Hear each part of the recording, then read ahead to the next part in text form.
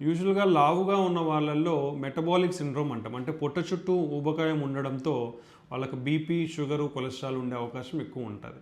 So, ఇలా ఉన్నప్పుడు లావుగా ఉన్న వారిలో ఎక్కువగా హార్ట్ అటాక్ వచ్చే అవకాశం ఉంటుంది.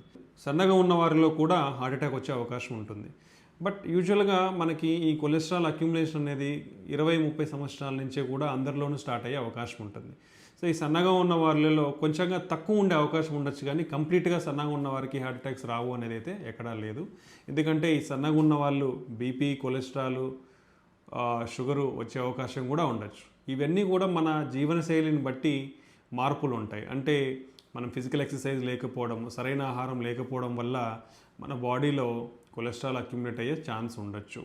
బీపీ, షుగర్ వచ్చే అవకాశం కూడా ఉండొచ్చు అనమాట. సో, సన్నగా ఉన్న వారిలో కూడా హార్ట్ అటాక్స్ వస్తాయి. కానీ కొంచెం లావుగా అంటే ఒబీస్‌గా ఉన్న వాళ్ళకంటే, లావుగా ఉన్న వాళ్ళకంటే కొంచెం తక్కువ ఉండే అవకాశం ఉండొచ్చు కానీ బట్ కంప్లీట్‌గా రావు అనేది అయితే ఎక్కడా కూడా లేదనమాట. కాబట్టి సన్నగా ఉన్న, లావుగా ఉన్న అందరూ కూడా హార్ట్ అటాక్ బారిన పడే అవకాశం ఉంటుంది కాబట్టి హెల్తీ లైఫ్ స్టైల్ అనేది చాలా ఇంపార్టెంట్. సో, మన జీవనశైలి అనేది చాలా ముఖ్యము. ఆరోగ్యకరమైన ఆహారం తీసుకొని రెగ్యులర్ ఎక్సర్సైజ్ చేసుకుంటా ఉంటే మనకు హార్ట్ అటాక్ రిస్క్ని తగ్గించుకునే అవకాశం ఉండొచ్చండి.